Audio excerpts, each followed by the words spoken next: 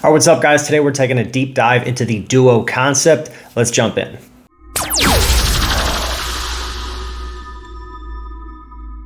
All right, guys, welcome back to the American Football Academy YouTube channel. We got a good one today. We're going to take a deep dive into the duo concept so you can start implementing that into your offense today. Let's get it. All right, guys, so let's jump into the rules for the duo concept. Let's break this down. There's a ton of stuff to talk about. So when we talk about the rules here, we're always going to have a kick out +5. Okay, this is the way that I like to teach this here. You can basically say everybody is responsible for their backside gap, and if you have somebody in your backside gap, you're going to block them, and then we're working to second level. Okay, so that's one way you can do it, and essentially the way that it works out for most situations, if you're facing an over front or an under front, it's always going to be this same type of thing, and then we have that kick out there on the front side, right? So the way that I like to do this is I like to say we're going to identify the kick out, and then we're going to count working backside. Okay, and if you have the over front, the under front, anything like that, it's gonna work out perfectly fine. There's no issues at all with that. All right, and it's gonna work out the exact same way as saying we're gonna double team to the backside. We're always working up to that second level defender. So we talk about run fits as well. Let's go ahead and look at the run fits here. So let's say they got A gap here. He's B, he's C. However they want to do this, they probably have him as B. He can fold into the A gap. He's going to be C, and they got their rover down here, and he's going to come down off the edge and take that D gap. So they have everybody set up. So everybody needs to work and make sure that we're covering. These two guys should be covering these two gaps here. So we're going to get this double team. We're taking this. So they're covering this B gap, and they're covering this A gap right here. We're going to get this double team here, up here, and they're going to be covering these two gaps, and then our tackle is going to be staying on.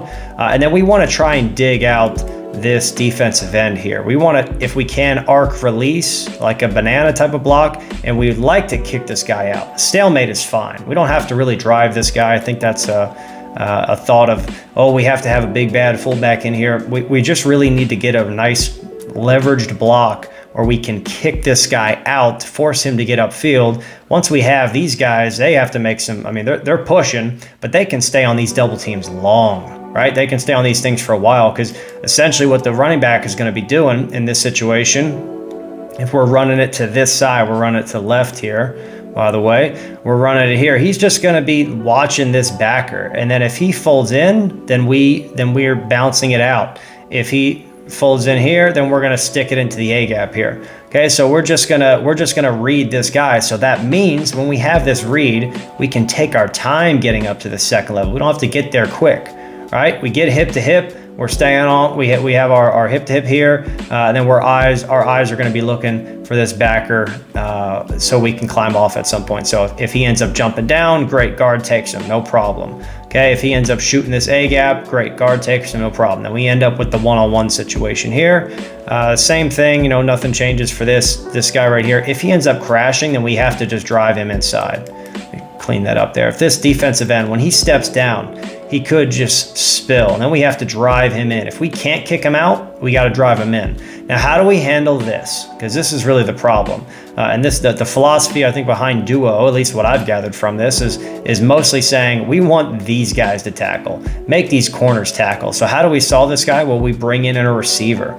So in this case, we wouldn't be able to motion, but we would be able to have him shift and get set and line up here. Now, that might give away that it's a run, but it doesn't matter. It's still a body on a body. And then you can also have this guy line up tight, go get this safety sometimes, and then also you can line up here, and then you can hit your Yankee concept or some type of, that's a short drag here, some type of deep over with this Z going vertical here from a tighter look. Okay, so we show the same look over and over, and then we end up countering that with a play here. Okay, so that's going to be if we're outnumbered, we add numbers. Now let's go ahead and get into some actual film so we can break this down. All right, guys, so let's go ahead and take a look at the film here. Let's check out what we're getting from Alabama. All right, so we have our right side of the line. They're really just taking play side leverage. If you look at 65 right guard and the right tackle, all they want to do is just take play side leverage. Nothing too stressful there. We have our first double team. We get to the center and the left guard. And we're double teaming up to this number 10, this backer, Okay, so notice 69, watch where his eyes get. Once he gets engaged in this double team, he gets his eyes over to this backer. Once that guy starts to commit, he comes off, and now they stay on their blocks. All right, so now let's look at the left tackle and the tight end, double teaming on this defensive end up to this inside backer here. Okay, so they end up getting this movement here. Number 70 does a great job getting some movement and then coming off and taking his backer when he fills in. All right, number 11, this receiver. Okay, he jumps inside, inserts, and he goes up, and he should be taking this safety right here. He ends up just kind of adding to the pile, which is really fine. But we would like to, ideally, we want to go up and get this guy right here.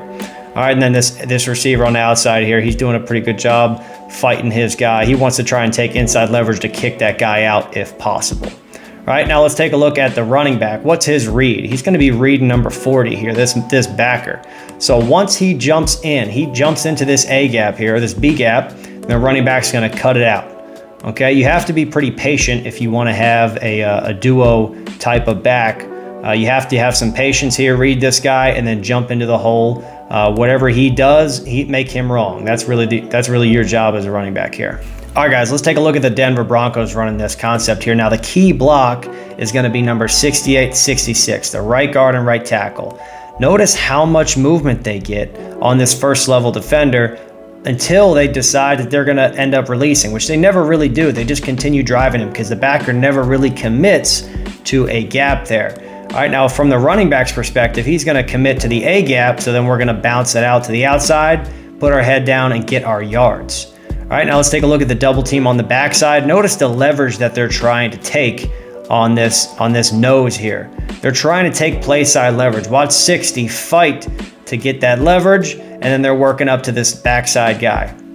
All right, backside tackle, he's got an easy block. Number 10's got an easy block here. Now let's go ahead and look at the tight end play side.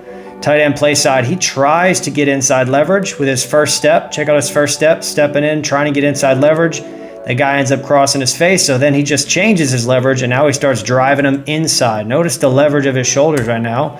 Drives him inside, so then we can just continue the play. We'll just bounce it out in between there, put our head down, and get our yards. Okay, receiver's doing a pretty good job staying on. We'd like him to get inside leverage a little bit more and fight to maintain that. Okay, but if not, that's fine. We're able to get 5 yards from this play. Nice and easy. Let's watch it one more time here.